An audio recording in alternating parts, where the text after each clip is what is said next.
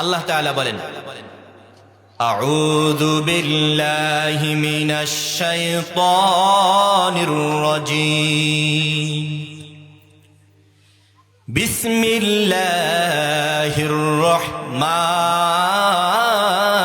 রহিম। হাল আতা আলাল ইনসানি হিনুম মিনাদ দাহরি লাম ইয়াকুন শাইআম মাযকুরা।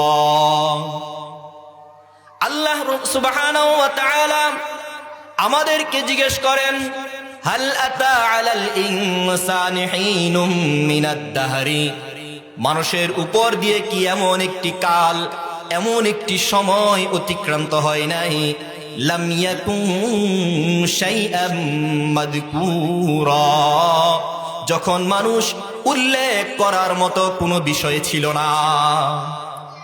এমন একটি কাল, এমন একটি সময় কি মানুষের উপর দিয়ে যায় নাই, যখন তার নাম গন্ধ পর্যন্ত, তার অস্তিত্ব পর্যন্ত এই পৃথিবীতে বাকি ছিল না। আল্লাহ তাআলা বলেন, এমন সময় কি তোমার উপর যায় নাই? আজকে বহু মানুষ আছে যারা জ্ঞানের অহংকার করে, যারা সম্পদ নিয়ে অহংকার করে, টাকা পয়সা নিয়ে অহংকার করে, ক্ষমতা নিয়ে অহংকার করে। আল্লাহ পাক রব্বুল আলামিন তাদেরকে জিজ্ঞেস করেন, আজকে কি জিনিস নিয়ে তুমি অহংকার করছো, অথচ কিছুদিন আগেও তোমার কোনো অস্তিত্ব ছিল না। আজকে 60 বৎসরের যেই লোকটা অহংকার করছেন, 60 বৎসরে যেই লোকটা অহমিকা করছেন, আল্লাহ পাক রব্বুল আলামিন প্রশ্ন করছেন, দেখো 62 বৎসর আগে কি তোমার অস্তিত্ব এই পৃথিবীতে ছিল কিনা? আল্লাহ তাআলা বলেন, কিসের এত বড়াই, কিসের এত অহংকার? তুমি এক সময় ছিলে নাপাক পানি, মানুষের সৃষ্টি হয়েছে নাপাক পানি দ্বারা। এমন এক নাপাক পানি, যেই পানিটা কারো গায়ে লাগলে শরীর নাপাক হয়ে যায়, কাপড়ের সাথে লাগলে কাপড় নাপাক হয়ে যায়। আল্লাহ তাআলা বলেন, ইন্না খালাকনাল ইনসানা মিন নুতফাতিন আমশাজ। আল্লাহ তাআলা বলেন, আমি মানুষদেরকে সৃষ্টি করেছি মিন নুতফাতিন আমশাজ, নারী এবং পুরুষের মিশ্রিত শুক্রাণু দিয়া, নারী এবং পুরুষের শুক্রাণু, পুরুষের মিশ্রিত বীর্য দিয়া আমি তোমাদেরকে তৈরি করেছি। এমন এক নাপাক পানি, যে নাপাক পানি মানুষের শরীরে লাগলে তার শরীরটা পর্যন্ত নাপাক হয়ে যায়। আল্লাহ পাক রব্বুল আলামিন অপর আয়াতের মধ্যে বলেন, ওয়ালাকাদ খালাকনাল ইনসানা মিন সুলালাতিন মিন তিন। আমি মানুষদেরকে সৃষ্টি করেছি মাটির নির্যাস থেকে, মাটির নির্যাস থেকে আমি মানুষদেরকে সৃষ্টি করেছি। যে মাটির নির্যাস থেকে সৃষ্টি করেছি, সেখানে মানুষের কোনো অস্তিত্ব ছিল না, মানুষের কোনো নাম ছিল না। আজকে যেই লোকটা আব্দুল্লাহ, আব্দুর রহিম, আব্দুল করিম, আল্লাহ পাক রব্বুল আলামিন যখন তাকে মাটির নির্যাস থেকে তৈরি করেন, তখন তার কোনো নাম কাম ছিল না। আল্লাহ পাক রব্বুল আলামিন মানুষদেরকে মাটির নির্যাস দিয়ে বানিয়েছেন। পৃথিবীতে যত প্রাণীর প্রাণ আছে, আল্লাহ পাক রব্বুল আলামিন প্রত্যেক প্রাণীর মূল উপাদান, মূল ইউনিটটা হলো প্রোটোপ্লাজম। বিজ্ঞানীরা বলে এই প্রোটোপ্লাজম দিয়া আল্লাহ পাক রব্বুল আলামিন প্রত্যেক প্রাণযুক্ত জিনিসকে তৈরি করেছেন। এই প্রোটোপ্লাজমটা হলো মাটির রাসায়নিক উপাদান। মাটির এই রাসায়নিক উপাদান দিয়ে আমি তোমাকে তৈরি করেছি। তোমার কোনো অস্তিত্ব ছিল না, তোমার কোনো নাম ছিল না, তোমার ক্ষমতা ছিল না। আজকে তুমি অহংকার করো। আল্লাহ পাক রব্বুল আলামিন তাকে জিজ্ঞেস করেন, হাল আতা আলাল ইনসানি হিনুম মিনাদ দাহরি লাম ইয়াকুন শাইআম মাযকুরা। মানুষের উপর দিয়ে কি এমন একটি কাল, এমন একটি সময় অতিক্রান্ত হয় নাই, যখন মানুষ উল্লেখ করার মতো কোনো বস্তু ছিল না? এমন একটি নাপাক বস্তু দ্বারা, অনুল্লেখ জিনিস দ্বারা আল্লাহ পাক রব্বুল আলামিন তৈরি করেছেন। আল্লাহ তাআলা আমাদেরকে জিরো থেকে হিরো বানিয়েছেন, অনস্তিত্ব থেকে আমাদেরকে অস্তিত্বে এনেছেন। আল্লাহ পাক রব্বুল আলামিন মা এবং বাবার নাপাক শুক্রবিন্দুকে আল্লাহ পাক রব্বুল আলামিন মিশ্রিত করে মানুষকে সৃষ্টি করেছেন। মায়ের রেহেমের মধ্যে আল্লাহ পাক রব্বুল আলামিন যখন ওই নাপাক পানিটা পৌঁছে দেন, ওই নাপাক পানিটা মায়ের অ্যাবডোমেনের সাথে সংযুক্ত হইয়া মায়ের শরীর থেকে রক্ত চুষতে থাকে। 6 দিন পর্যন্ত এই নাপাক পানিটা বুদবুদ আকারে থাকে। 6 দিন পরে আস্তে আস্তে মায়ের শরীর থেকে এই নাপাক পানিটা মায়ের রক্তটাকে চুষতে থাকে। এক সময় একটা স্টেজ 40 দিন অতিবাহিত হয়, এরপরে আবার 40 দিন, এরপর আবার 40 দিন, 120 দিন পর্যন্ত যখন অতিক্রান্ত হয়, আল্লাহ পাক রব্বুল আলামিন তখন একজন ফেরেশতাকে তার কাছে পাঠিয়ে দেন। 120 দিন পর্যন্ত ওই মানুষের মধ্যে কোনো রূহ ছিল না, কোনো অস্তিত্ব ছিল না, তার কোনো নাম কাম কিছুই ছিল না। আল্লাহ পাক রব্বুল আলামিন সেখানে একজন ফেরেশতা পাঠিয়ে দেন। ফেরেশতার কাজ কি? ফেরেশতা 140 দিন পরে ওই মানুষের অস্তিত্বের মধ্যে রূহটা সঞ্চার করে দেয়। বিজ্ঞান বলেন প্রথম 3 মাস পর্যন্ত একজন মানুষ নারী না পুরুষ যখন তার সৃষ্টি হয়, জন্ম হয়, প্রথম 90 দিন পর্যন্ত 3 মাস পর্যন্ত নারী পুরুষ পার্থক্য করা যায় না। আল্লাহ তাআলা বলেন, আল্লাযী খালাকাল মাউতা ওয়াল হায়াতা লিয়াবলুয়াকুম আইয়ুকুম আহসানু আমালা। আল্লাহ তাআলা বলেন, আল্লাযী খালাকাল মাউতা ওয়াল হায়াত, যিনি জীবন, মৃত্যু এবং জীবনকে সৃষ্টি করেছেন। কেন সৃষ্টি করেছেন?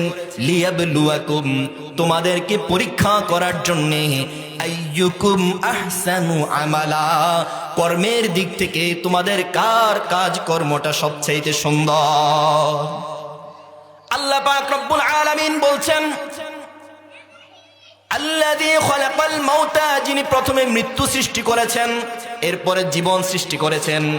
আপনি প্রশ্ন করতে পারেন, কিভাবে প্রথম মানুষ মৃত্যু হয় তারপরে তার জীবন আসে? প্রথম মানুষ 120 দিন পর্যন্ত তার মায়ের গর্ভে, মাতৃগর্ভে যখন থাকে, তখন তার ওই দেহটার মধ্যে কোনো রূহ থাকে না। আল্লাহ পাক রব্বুল আলামিন 120 দিন পরে তার দেহের মধ্যে রূহ সঞ্চার করেন। এই কারণে আল্লাহ তাআলা প্রথমে বলেছেন মৃত্যুর কথা। মানুষ প্রথমে যখন তার মাতৃগর্ভে থাকে তখন সে থাকে মৃত একটা দেহ থাকে, মৃত একটা দেহ। আল্লাহ পাক রব্বুল আলামিন সর্বপ্রথম মানুষের যে অঙ্গটা সৃষ্টি করেন সেটি হচ্ছে মানুষের হাড়। আল্লাহ হাতও সৃষ্টি করেন না, পাও সৃষ্টি করেন না, আল্লাহ তাআলা মাথাও সৃষ্টি করেন না। সর্বপ্রথম মানুষের হাড় আল্লাহ পাক রব্বুল আলামিন সৃষ্টি করেন। মানুষের হাড় সৃষ্টি করার পরে এরপরে অন্যান্য অঙ্গ প্রত্যঙ্গগুলো আল্লাহ পাক রব্বুল আলামিন বানান। এভাবে 120 দিনে গিয়া মানুষের একটা আকৃতি লাভ করে। ওই আকৃতির মধ্যে আল্লাহ পাক রব্বুল আলামিন রূহকে সঞ্চার করে দেন। অতএব মানুষের অহংকার করার কোনো কারণ নাই। আল্লাহ তাআলা অপর আয়াতের মধ্যে বলেন, ইন্নাল্লাহা ইনদাহু ইলমুস সাআ, আল্লাহ তাআলা বলেন নিশ্চয়ই আল্লাহ তাআলার কাছে রয়েছে কিয়ামতের জ্ঞান। ওয়া ইউনাজ্জিলুল গায়স, কোন মেঘে বৃষ্টি হবে আল্লাহ তাআলা জানেন। আল্লাহ তাআলা মায়ের রেহেমের মধ্যে কি রেখেছেন সেটাও আল্লাহ তাআলা জানেন। মানুষ কোনখান থেকে কিভাবে রিজিক, আগামীকাল সে কোন রিজিক আহরণ করবে সেটাও আল্লাহ জানেন। কোন মাটিতে মানুষের মৃত্যু হবে সেটা আল্লাহ জানেন। 5টা জিনিসের জ্ঞান আল্লাহ তাআলা ছাড়া কারো কাছে নাই। আল্লাহ তাআলার কাছে এই 5টা জিনিসের জ্ঞান আছে। এই 5টা জিনিসের ইলম আল্লাহ তাআলা ছাড়া আর কারো কাছে নাই। এই কারণে গর্ভের সন্তান 120 দিন আগ পর্যন্ত প্রথম 3 মাসে সে নারী না পুরুষ বুঝার মতো পৃথিবীর কোনো বিজ্ঞানেরও ক্ষমতা নাই। তাহলে মানুষের অহংকার করার মতো কোনো সুযোগ নাই।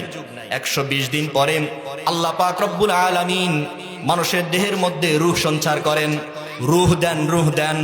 রূহ যখন দিয়া দেন, এই রূহের মধ্যে একটা মেয়াদ দিয়া দেন।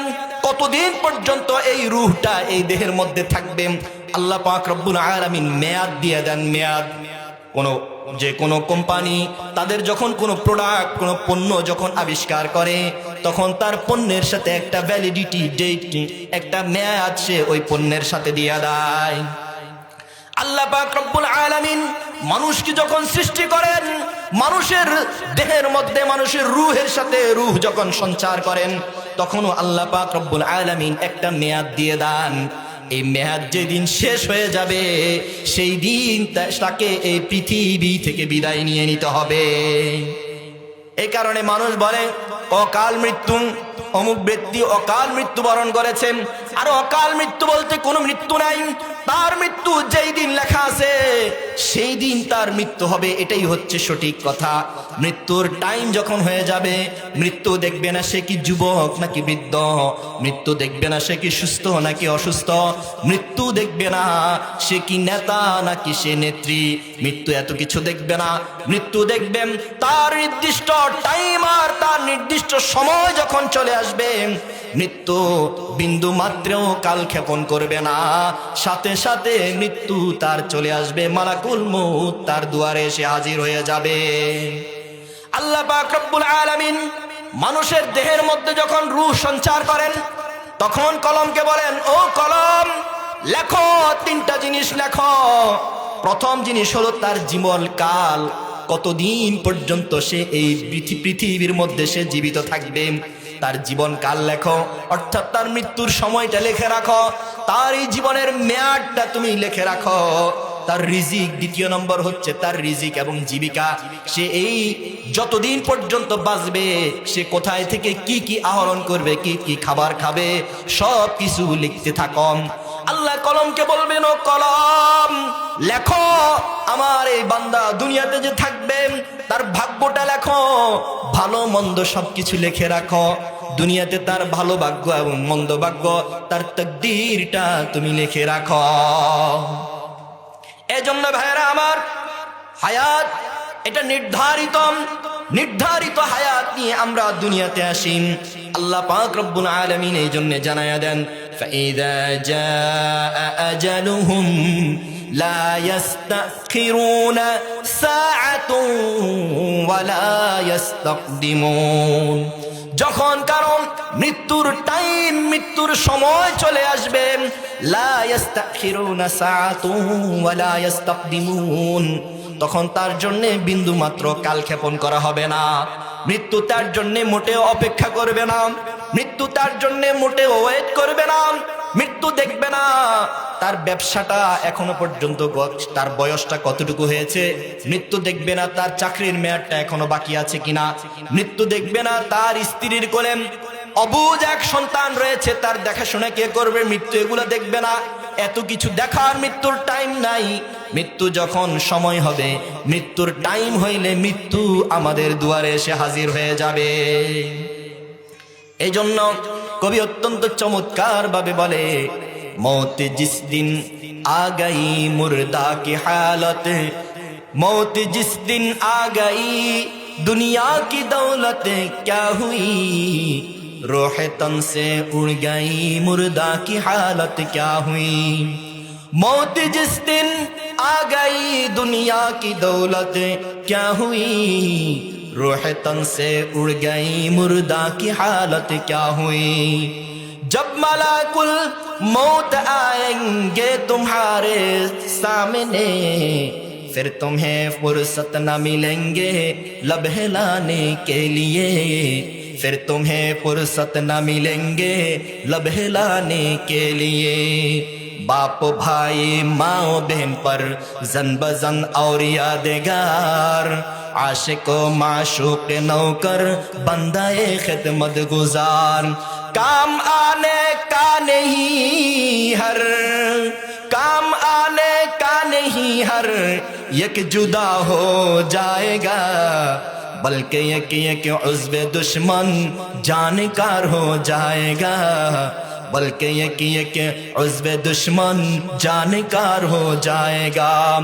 हुस्न तेरा चंद रोजा फिर पना हो जाएगा, हुस्न तेरा चंद रोजा फिर पना हो जाएगा, जिस पे तेरा नाज है वो खाके मिलकर जाएगा, जिस पे तेरा नाज है वो खाके मिलकर जाएगा। यूं चमन सहरा भी होगा,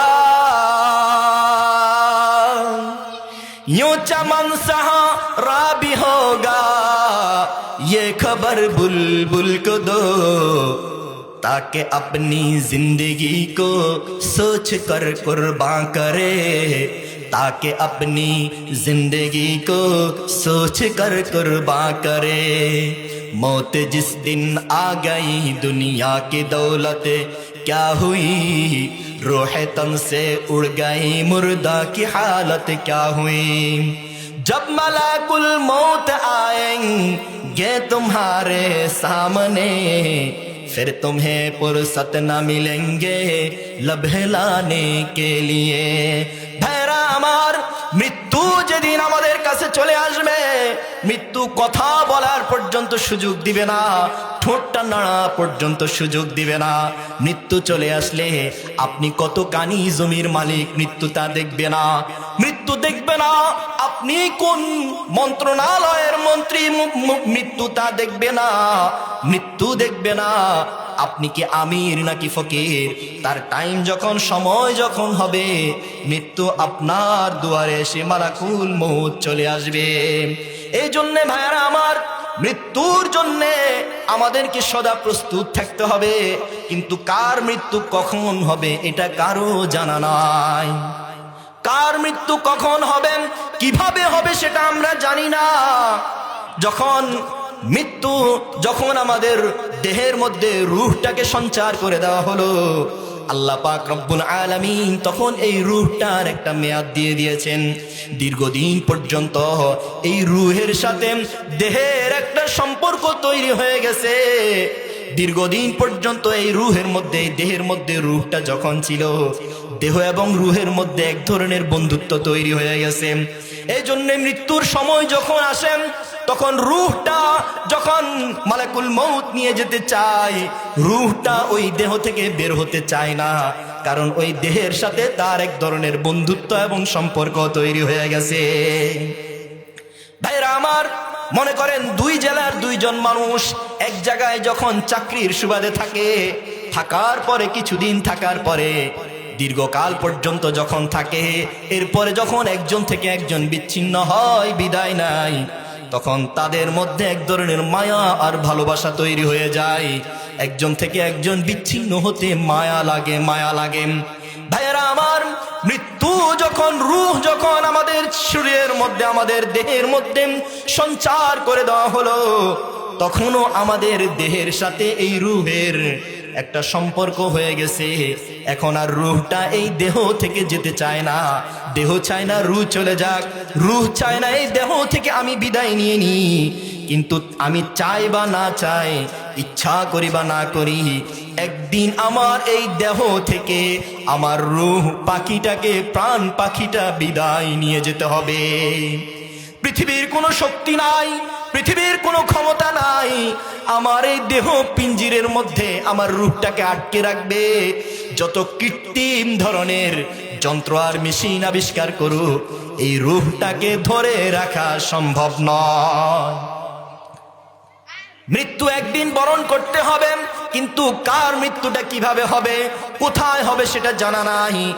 ইমানদার যদি হয়, নেককার হয়, তার মৃত্যুর সিস্টেমটা একরকম, আর যদি বদকার হয় তার মৃত্যুর সিস্টেম একরকম। কিন্তু ভাইয়েরা আমার, মৃত্যু একদিন মানুষ বরণ করবে, মৃত্যুর স্বাদ সবাই আস্বাদন করবে, মৃত্যু যন্ত্রণা সবাইকে ভোগ করতে হবে, সাকারাতুল মউত সবাইকে ভোগ করতে হবে। হযরতে বারা ইবনে আযিব রাদিয়াল্লাহু তাআলা আনহু থেকে সূত্রে এক হাদিস বর্ণিত রয়েছে। হযরতে বারা ইবনে আযিব রাদিয়াল্লাহু তাআলা আনহু বলেন, আমরা একবার রাসূলুল্লাহ সাল্লাল্লাহু আলাইহি ওয়াসাল্লামের সাথে আনসারী এক সাহাবীর জানাজার নামাজ পড়ার জন্য বের হলাম। আমরা রাসূলের সাথে চলতে আরম্ভ করলাম। কবর পার হয়ে কবর পর্যন্ত যখন গেলাম, দেখলাম এখনো পর্যন্ত কবরটা খোঁড়া হচ্ছে, কবর খোঁড়া শেষ হয় নাই। রাসূল সাল্লাল্লাহু আলাইহি ওয়াসাল্লাম কিবলার দিকে ফিরে বসে গেছেন। মাথাটা একবার নিচের দিকে নামায়, আবার মাথাটা উপরের দিকে উঠায়। আমরা অবাক হয়ে রাসূলের দিকে তাকায় আছি। কিছুক্ষণ পরে আল্লাহ রাসূল সাল্লাল্লাহু আলাইহি ওয়াসাল্লাম বলেন, ও আমার সাহাবায়ে কেরাম, ইস্তাইযু মিনাল কবরি মিন আযাবিল কবরি, তোমরা আল্লাহর কাছে কবর আযাব থেকে পানা চাও। ও আমার সাহাবায়ে কেরাম, তোমরা আল্লাহর কাছে কবরের আযাব থেকে পানা চাও। এই কথাটা আল্লাহ রাসূল সাল্লাল্লাহু আলাইহি ওয়াসাল্লাম তিন বার উল্লেখ করছেন। এরপরে আল্লাহ রাসূল বলেন, ইন্নাল আবদাল মুমিনা ইযা কানা ফি ইনকিতাইন মিনাদ দুনিয়া ওয়া ইকবালিন মিনাল আখিরাহ নাযারা ইলাইহি মালাইকাতুম মিনাস সামা বিজুল ওয়ুজুহ কাআন্না ওয়ুজুহুমুশ শামস। ও আমার সাহাবায়ে কেরাম শুনো, যখন মুমিন বান্দার মৃত্যুর সময় ঘনিয়ে আসে, মৃত্যুর টাইম যখন চলে আসে, দুনিয়া থেকে বিদায় নিয়ে আখিরাতের সফর যখন শুরু করবে, মৃত্যুর পূর্ব মুহূর্তে আসমান থেকে শুভ্র সাদা চেহারার, সুন্দর চেহারার বিশিষ্ট একদল ফেরেশতা তার কাছে আগমন করে। তাদের সুন্দর মনে হয় যেন তাদের চেহারার মধ্যে সূর্য উদিত হয়েছে, এত সুন্দর উজ্জ্বল তাদের চেহারা। ওই মৃত ব্যক্তির দৃষ্টি সীমা যতদূর পর্যন্ত যায়, ততদূর পর্যন্ত তারা সিরিয়াল বাই সিরিয়াল কাতার ধরে বসে থাকে। তাদের হাতে থাকে শুভ্র জান্নাতি এক ধরনের সুগন্ধি টিস্যু থাকে, সুগন্ধি একটা কাপড় তাদের কাছে থাকে। তারা ওই মৃত ব্যক্তিকে, ওই মৃত্যুর জন্য অপেক্ষমান ব্যক্তিকে তারা বলে যে, ভাই তোমার তো মৃত্যুর সময় কাছাকাছি ঘনিয়ে এসেছে, এখন তোমার জান কবজ করা হবে, তবে তুমি কোনো চিন্তা করো না, তুমি কোনো পেরেশান করার কারণ নাই। লা খাউফুন আলাইহিম ওয়ালা হুম ইয়াহজানুন, তাদের কোনো চিন্তার কোনো কারণ নাই, হতাশার কোনো কারণ নাই। চিন্তা করো না, তুমি তো জান্নাতি মানুষ, তুমি শুধু মৃত্যুবরণ করার দেরি, কিন্তু জান্নাতে যাওয়ার কোনো দেরি নাই। মৃত ব্যক্তির সামনে জান্নাতের সিনারি গুলো তার সামনে তুলে ধরবেন, জান্নাতের নাজ ও নেয়ামত তার সামনে তুলে ধরবে।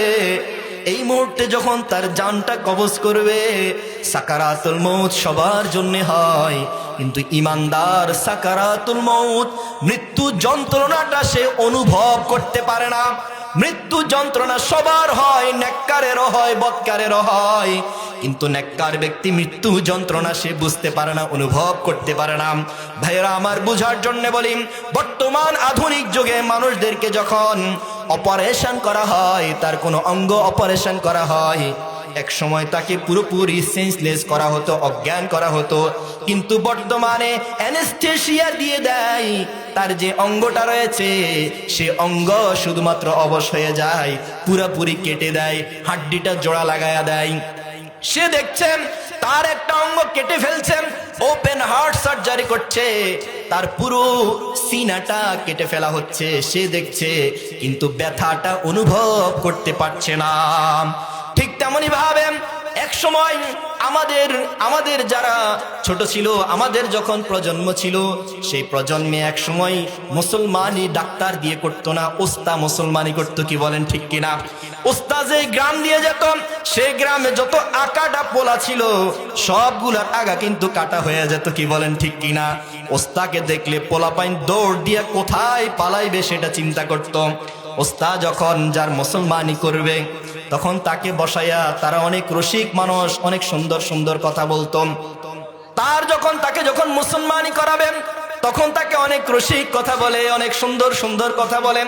আজকে কি খাইছো, তোমার নাম কি, কোথায় গেছো, কি করেছো, তার সাথে কথা বলতে বলতে কোন ফাঁক দিয়া তার আগাটা কেটে ফেলছে খবর নাই, সে অনুভবও করতে পারে নাই, টেনা টেনা পেছাইয়া শেষ। মুমিন ব্যক্তির মৃত্যুর সময় যখন চলে আসে, আল্লাহ পাক রব্বুল আলামিনের ফেরেশতারা তার সামনে আইসা তাকে এভাবে গল্প গুজব শোনায়, তাকে জান্নাতের নাজ নেয়ামত দেখায়, তার সাথে খোল গল্প করতে থাকে। তার মৃত্যু হবে, মৃত্যু যন্ত্রণা কিভাবে অনুভব অনুভব করবে। ফেরেশতারা বলে তোমার কোনো চিন্তার কোনো কারণ নাই মিয়া, তুমি তো জান্নাতি মানুষ। এই কথা যখন বলে জান্নাতের নাজ ও নেয়ামত সে দেখতে দেখতে তার মনোযোগ অন্যদিকে চলে যায়। এই দিক দিয়ে মালাকুল মউত মৃত্যুর ফেরেশতা তার জান কবজ করে নাই, তার খবরও পর্যন্ত থাকে না। হাদিসের মধ্যে আছেন আল্লাহর হাবিব বলেন যখন মালাকুল মউত ইমানদারের যখন জানটা কবজ করে তার জন্য জান কবজটা এত সহজ হয়, একটা বোতলের মধ্যে সব শেষ সব পানিগুলো ফেলে দেওয়ার পরে অল্প অল্প ফোঁটা ফোঁটা পানিগুলো, বোতলের সর্বশেষ পানিগুলো যত সহজে পড়ে যায়, একজন ইমানদারের জানটা অত সহজে আসানির সাথে তার দেহ থেকে বের হয়ে যায়, তার বিন্দু মাত্র কোনো কষ্টই হয় না। ইমানদারের এত সহজে মৃত্যু হয়, তার জানটা তার রূহটা যখন তার দেহ থেকে বের করে তখন ফেরেশতারা জান্নাতি এভাবে একটা রুমাল থাকে, সুগন্ধিযুক্ত রুমাল, ওই রুমালের মধ্যে চোখের পলকে তার রূহটাকে ওই জান্নাতি রুমালের মধ্যে ঢুকাইয়া দেয় এবং এত সুন্দর চমৎকার ইসমাইল আর চমৎকার ঘ্রাণ তার রূহ থেকে বের হতে থাকে।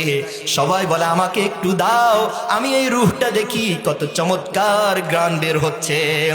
তার রূহ পাখিটা নিয়ে আসমানের দিকে উঠতে থাকে, উঠতে উঠতে অনেক দূর পর্যন্ত যাওয়া যায়, চলে যায়। যত দূর পর্যন্ত যায় কোন দল ফেরেশতার সাথে যখন দেখা হয়, ফেরেশতারা বলে ওগো কার রূহ নিয়ে যাচ্ছ তোমরা, এত সুন্দর সুঘ্রাণ, কার রূহ তোমরা নিয়ে যাচ্ছ? তখন ফেরেশতারা বলে আমরা অমুকের ছেলে অমুকের রূহ নিয়ে যাচ্ছি। ফেরেশতারা বলে লোকটা অনেক ভালো ছিল, অনেক নেক আমল করত, আমরাও তাকে চিনি। বুঝা গেল দুনিয়াতে এমন অপরিচিত মানুষ আছে, দুনিয়ার মানুষ হয়তো তাদেরকে চিনে না, কিন্তু আসমানের ফেরেশতার কাছে তারা অপরিচিত নয়। দুনিয়ার ফেরেশতা তাকে হয়তো, দুনিয়ার মানুষ হয়তো তাদেরকে মূল্যায়ন করে না, কিন্তু আসমানের ফেরেশতার কাছে তারা অপরিচিত নয়। এইভাবে নিতে নিতে প্রথম আসমানের কাছে যখন নিয়ে যায়, জিজ্ঞেস করা হয় কার রূহ নিয়ে এসেছ? বলে অমুকের রূহ, অমুকের ছেলে অমুকের রূহ নিয়ে এসেছি।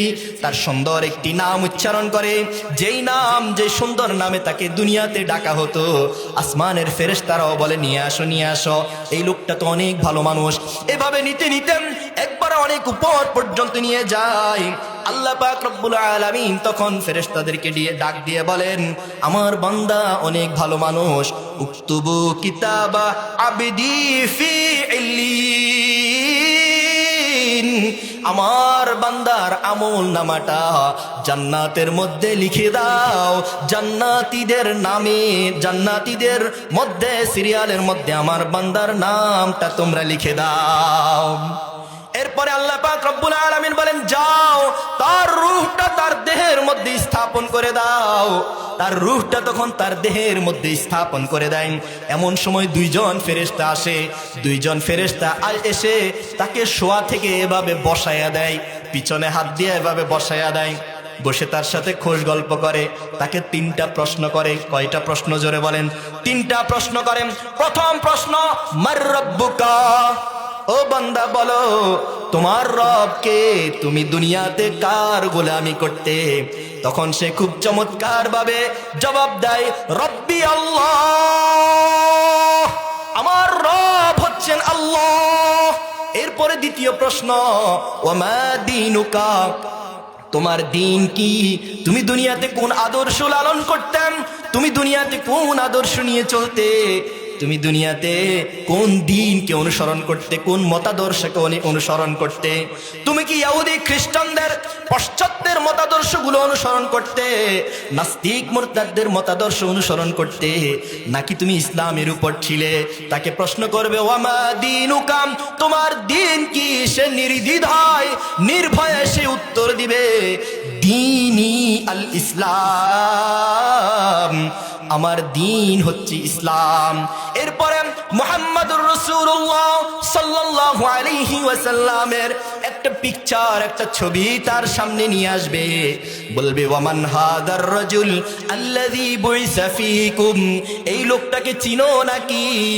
যাকে দুনিয়াতে তোমাদের কাছে প্রেরণ করা হয়েছে। সে বলবে অবশ্যই চিনি, ইনি হচ্ছেন মুহাম্মাদুর রাসূলুল্লাহ সাল্লাল্লাহু আলাইহি ওয়াসাল্লাম। তিনটা প্রশ্নের জবাব সে দিয়ে দিবে সুন্দরভাবে, কোনো কষ্ট হবে না। এই ফেরেশতারা চলে গেছে, এখন তার ভালো মন্দের ফয়সালা হয়ে গেছে।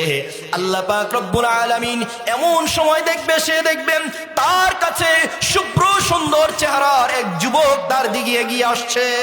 সে বলবে ভাই তুমি কে? তোমাকে তো চিনি না, দুনিয়াতে কখনো তোমাকে দেখি নাই। সে বলবে তোমাকে চিনি না, তুমি কে?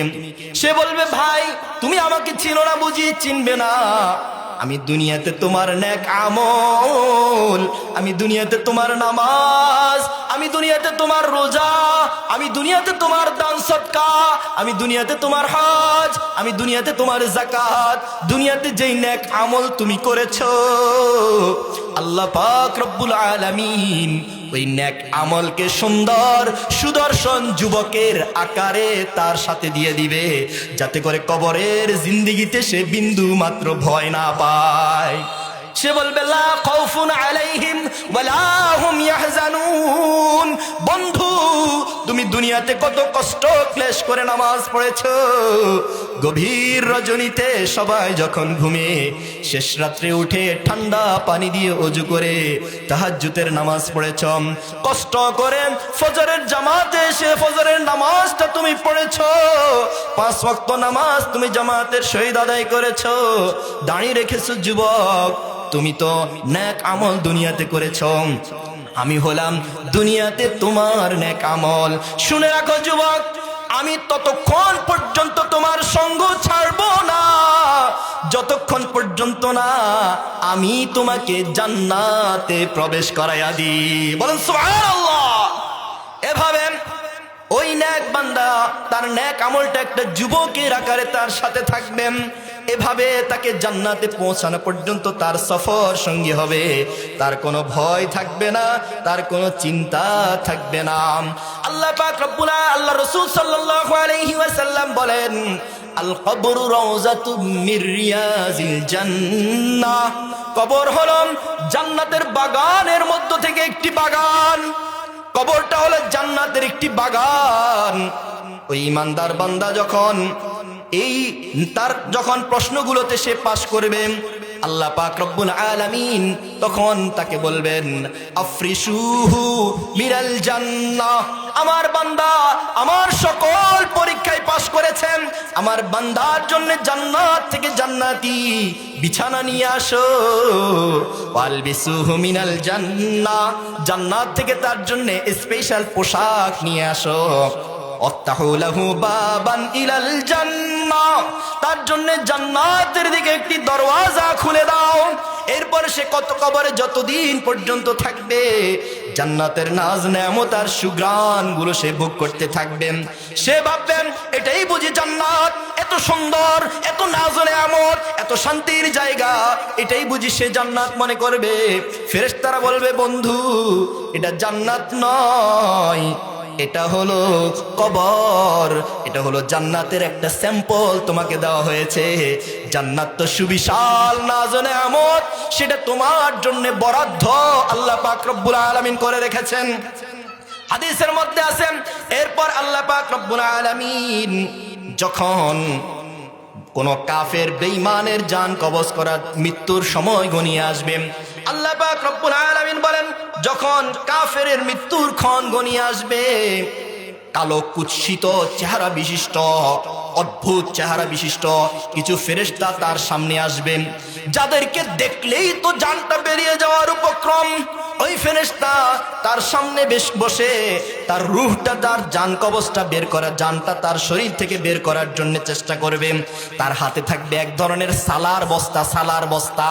তাদের থেকে ওই ফেরেশতারা তার জানটা বের করার জন্য চেষ্টা করবে, কিন্তু তার জানটা বের হতে চাইবে না। বারবার চেষ্টা করবে, জোর করে বের করতে চাইবে, কিন্তু বের হবে না। ফেরেশতা তার দেহের মধ্যে ঢুকে যাবে। ওই জানটাকে তার দেহ থেকে বের করার জন্য তারা তার দেহের মধ্যে দৌড়াদৌড়ি করবে, বারবার চেষ্টা করেন। তার দেহের মধ্যে রূহটা আটকে গেছেন। উলামায়ে কেরাম বলেন, বদকারের জানটা তার দেহ থেকে বের করা এতটা কষ্ট, একটা জীবন্ত ছাগলকে তার শরীর থেকে চামড়া খুলে খুলে বের করা যতটা কষ্ট, একজন বদকারের দেহ থেকে তার রূহটা বের করা এতটা কষ্ট। কিতাবের মধ্যে লাগে, শুধু তাই নয়, একজন ব্যক্তির শরীরের প্রত্যেকটা পশমের মধ্যে যদি কাঁটা ঢুকাইয়া দেওয়া হয়, এই কাঁটাটা টান দিলে তার যেভাবে কষ্ট হবে, একজন বদকারের দেহ থেকে তার জানটা বের করতে ঠিক এইভাবে কষ্ট হবে। তার দেহ থেকে তার জানটা যখন বের করবেন, বের করার পরে সেটাকে ছালার একটি বস্তার মধ্যে রেখে দেওয়া হবে। রেখে দিয়ে এই জানটা নিয়ে উপরের দিকে, প্রাণটা নিয়ে উপরের দিকে যখন যাবে, সবাই বলবে, এত দুর্গন্ধ, কার রূহ তোমরা নিয়ে যাও গো, এত দুর্গন্ধ কেন? তারা বলবে, দুনিয়াতে অমুকের ব্যক্তি, অমুকের ছেলে, অমুকের রূহ নিয়ে যাচ্ছি। ফেরেশতারা বলবো, সরাও, দূরে সরাও, এত ভয়ঙ্কর গন্ধ, এটা সহ্য হয় না। এই তার রূহটা নিয়ে ফেরেশতারা উপরের দিকে যাবে। আসমানের দরওয়াজার কাছে যখন আসবে, আসমানের ফেরেশতা বলবে, কার রূহ তোমরা নিয়ে এসেছো? বলবে, অমুকের ছেলে, অমুকের রূহ নিয়ে এসেছি। আসমানের ফেরেশতা বলবেন, এই রূহটা উপরে উঠার জন্য কোনো অনুমতি নাই, এলাও না, উপরে উঠা যাবে না, যাও যাও, এই রূহটা নিয়ে যাও, এই রূহটা আর আমাদের কাছে রেখো না। তখন ফেরেশতারা তার রূহটা তার দেহের মধ্যে স্থাপন করে দিবে। এমন সময় দুইজন ফেরেশতা আসবে। দুইজন ফেরেশতা এসে ওই যে ইমানদারের মতো তাকেও এভাবে সুন্দর করে বসাবেন। বসায়া তাকে প্রথমে জিজ্ঞেস করবে, মার রব্বুকা, তোমার রব কে? সে বলবে, হা হা লা আদরি, হায় আফসোস, আমি কিছুই জানি না, আমি কিছুই জানি না। এরপরে যে জিজ্ঞেস করবে, ওয়ামা দীনুক, তোমার দিন কি? সে বলবে, হা হা লা আদরি, হায় হায় আফসোস, আমি কিছুই জানি না।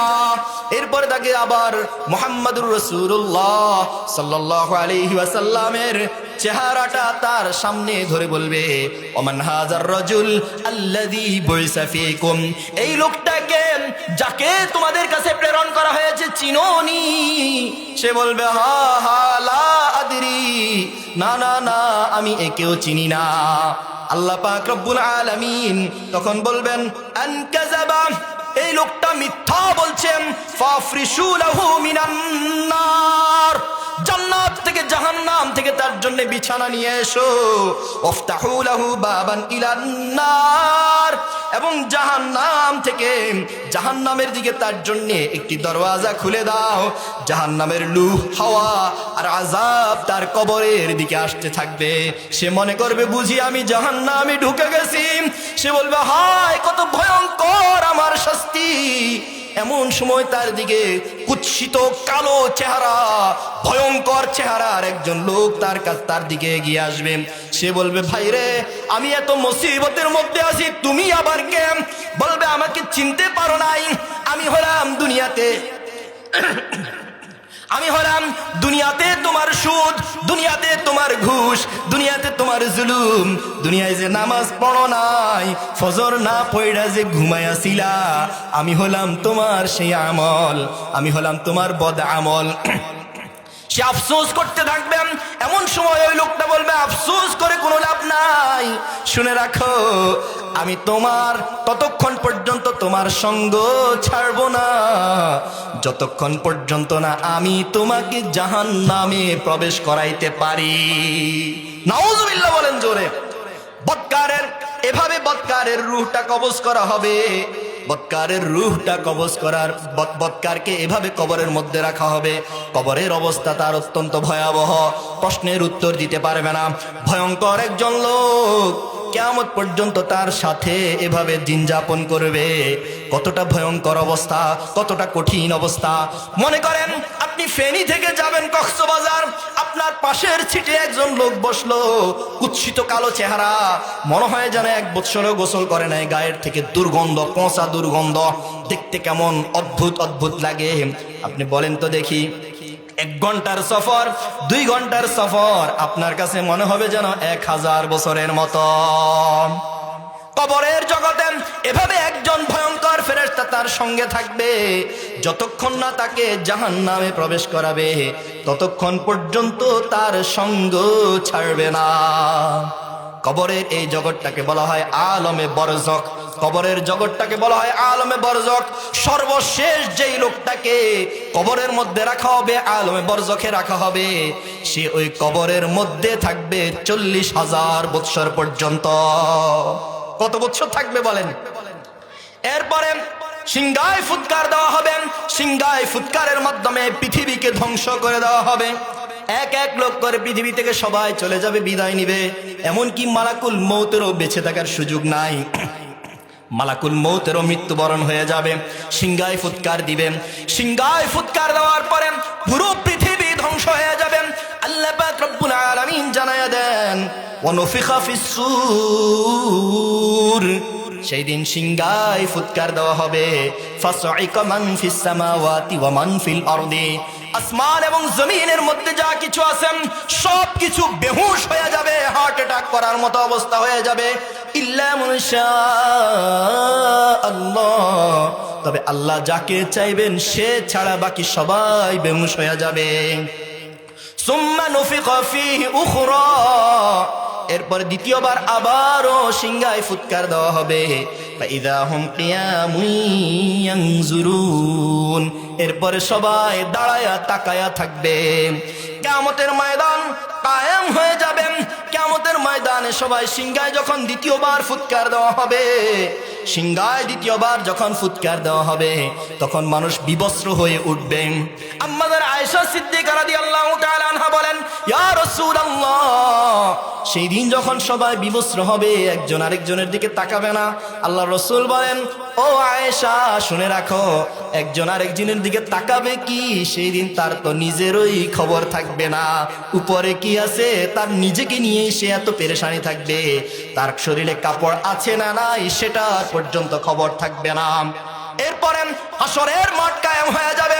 আল্লাহ পাক রব্বুল আলামিন ফেরেশতাদেরকে বলবেন, সকলের আমলনামাগুলো সবার হাতে দিয়ে দাও। আল্লাহ তাআলা বলেন, ইকরা কিতাবাকা কাফা বিনাফসিকাল ইয়াউমা হাসিবা, তোমরা তোমাদের আমলনামা পড়ে দেখো, আজকে তোমাদের আমল, তোমাদের হিসাবের জন্য তোমরাই যথেষ্ট। আল্লাহ পাক রব্বুল আলামিন এভাবে সবার হাতে আমলনামা দিবেন। তবে যারা নেককার তাদের আমলনামা হবে ডান হাতে, যারা বদকার তাদের আমলনামা হবে বাম হাতে।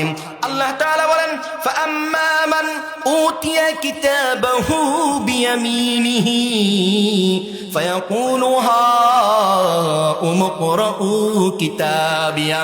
আল্লাহ তাআলা বলেন, যারা নেককার তাদের আমলনামা তাদের ডান হাতে দেওয়া হবে। ফাআম্মা মান উতিয়া কিতাবাহু বিয়ামিনিহি, যার আমলনামা তার ডান হাতে দেওয়া হবে। ফায়াকুলু, সে বলবে, হাউম ইকরাউ কিতাবিয়া, দেখো আমার আমলনামাটা পড়ে দেখো। সে অত্যন্ত খুশি হয়ে যাবে, তার আত্মীয় স্বজনের কাছে দৌড়াদৌড়ি আরম্ভ করবে, সবাইকে দেখায়া বলবে, দেখো আমার আমলনামাটা দেখো। ইন্নী জানান্তু আন্নী মুলাকিন হিসাবিয়া, আমি তো নিশ্চিত বিশ্বাস করতাম একদিন আমাকে হিসাবের সম্মুখীন হতে হবে, এই জন্য আমি হিসাব করে দুনিয়াতে আমল করেছিলাম। ওয়া আম্মা মান উতিয়া কিতাবাহু বিশিমালিহি ফায়াকুলু ইয়া লাইতানি লাম উতা কিতাবিয়া, আর যার আমলনামাটা তার বাম হাতে দেওয়া হবে সে বলবে, হায় যদি আমার আমলনামাই না দেওয়া হতো, আমার আমলনামায় যদি না দেওয়া হতো, আমার হিসাবই যদি না হতো, আমার আমলনামা না দেওয়া হলে কতই না ভালো হতো। হালাকা আন্নি সুলতানিয়া মা আগনা আন্নি মালিয়া, হায়রে আজকে আমার সম্পদ আমার কোনো কাজে আসলো না। হালাকা আন্নি সুলতানিয়া, আমার ক্ষমতা ধ্বংস হয়ে গেল, আজকে আমার কোনো কর্তৃত্ব আমার কোনো কাজে আসলো না। আল্লাহ পাক রব্বুল আলামিন তখন বলবেন, খুজুহু, ওরে ধরো, ফাগুল্লুহু, তারপরে জাহান্নামের মধ্যে নিক্ষেপ করো, সুম্মাল জাহিম সাল্লু, এরপরে জাহান্নামের মধ্যে তাকে দগ্ধ করো, সুম্মা ফি সিলসিলাতিন যারউহা ৭০ যিরাআন ফাসলুকু, এরপরে তারে এমন শিকল দিয়ে বাঁধো যে শিকলের কড়াগুলো হবে ৭০ গজ পর্যন্ত। আল্লাহ পাক রব্বুল আলামিন এভাবে নেককারদের আমলনামা ডান হাতে দিবেন, বদকারদের আমলনামা বাম হাতে দিবেন।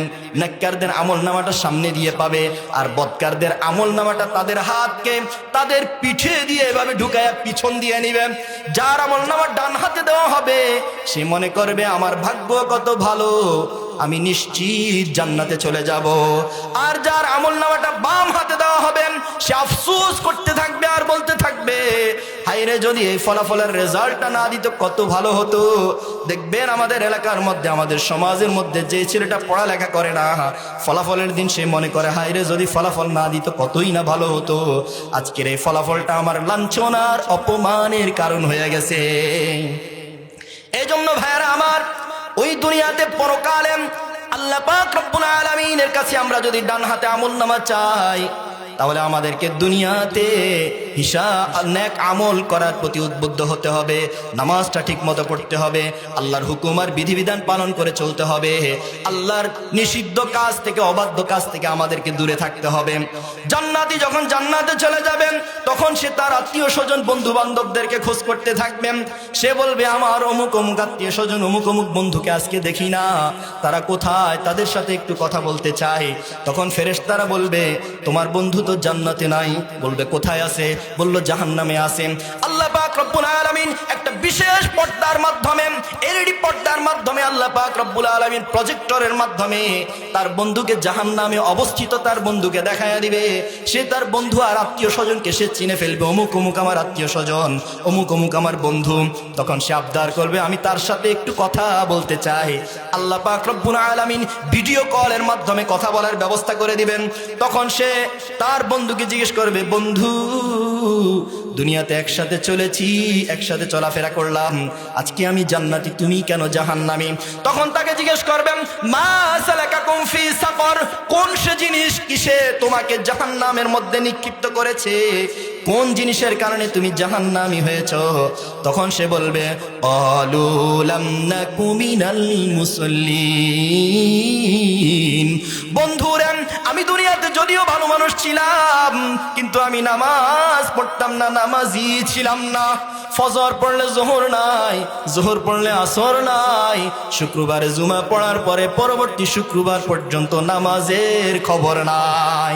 আমি জাহান্নামী হওয়ার পিছনে এক নম্বর কারণ হলো আমি নামাজি ছিলাম না, ওয়ালাম নাকুনু তুইমুল মিসকিন, এবং দ্বিতীয় নম্বর কারণ হলো আমি মিসকিনকে খাবার দিতাম না।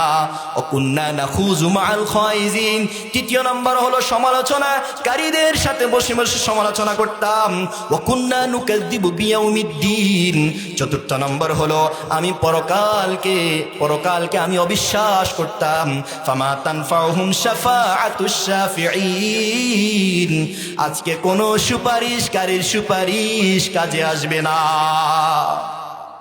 তাহলে ভাইয়েরা আমার, পরকালে যদি আমাদের নাজাত পেতে হয়, ডান হাতে যদি আমলনামা আমরা পেতে চাই, সুখময় এক জিন্দেগি যদি আমরা পরকালে লাভ করতে চাই, তাহলে নামাজ না পড়লে হবে কিনা জোরে বলেন? নামাজ না পড়লে হবে? হ্যাঁ, শুধু শুক্রবারে নামাজ পড়লে হবে? 5 ওয়াক্ত নামাজ পড়তে হবে, আল্লাহর হুকুম পালন করতে হবে, পর্দা মেনে চলতে হবে, শরীয়তের বিধান মেনে চলতে হবে। আল্লাহ পাক রব্বুল আলামিন আমাদের সকলকে তৌফিক দান করুন। ওমা তৌফিক ইল্লা বিল্লাহ। আসসালামু আলাইকুম।